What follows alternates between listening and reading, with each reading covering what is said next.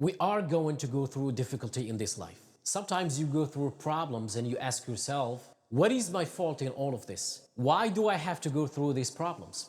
What did I do to deserve this? Prophets, Allah Azza wa Jal mentions their du'as consistently in the Quran. And Allah Azza wa Jal also mentions their problems consistently in the Quran. Yusuf alayhi salam was a child, right? A child by definition is innocent. What did a child do to deserve being kidnapped? What has a child ever done to deserve being thrown inside of a well in the middle of the woods? What has a child ever done to deserve being sold as a child slave in a different land? When he grows up as a young man, what did he ever do to deserve being thrown in jail over a false accusation? And he spent many years in jail, not because of something he did. He was innocent. He went through situations in life that if anybody else went through those situations, you'll say, life is unfair, man. What are you going to do about it? But you know what happens to a believer? They don't just say life is unfair. They say Allah is unfair, ma'adallah. Allah did that to him. Yet Allah Azza wa Jal says in Surah Yusuf, بعد أعوذ بالله من الشيطان الرجيم والله غالب على أمره. Everything he did in his decision, every decision that was made for Yusuf, Allah Azza wa Jal was dominating that decision. Overlooking that decision how? Sometimes you and I go through difficulty because Allah Azza wa Jal knows something better is coming.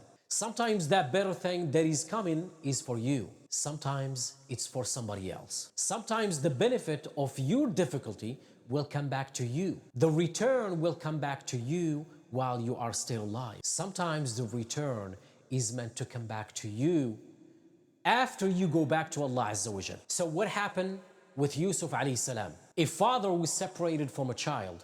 It's a tragedy, isn't it? But imagine if he was never kidnapped, he would never been in the well. If he was never in the well, he would never end up in Egypt. If he was never in Egypt, he would have never grown up and been thrown into prison. If he was never in prison, he would have never met those two guys he met in prison, whose dream he interpreted. If he never met those two people, one of them who got to live and go back to the king, and when the king saw a strange dream, he would have never said, wait, I know someone who can help interpret your dream. You know what that dream was? 7 good years in the country. And 7 years, there is not going to be any crop, any produce, any harvest. People are going to starve to death. If Yusuf was not in prison, alayhi salam, and then was taken out to interpret that dream at that time, there would have been an economic, financial, social crisis in the country. And hundreds of thousands of children would have starved to death. One child suffered for a few years, but because of that child's suffering, Allah Azza wa Jal plan was to save a lot of families, a lot of fathers and mothers from losing their children to starvation. Because of the plan that Yusuf alayhi salam came back when he interpreted the dream and gave when he became the treasurer. I have a friend, some of you might have heard of him.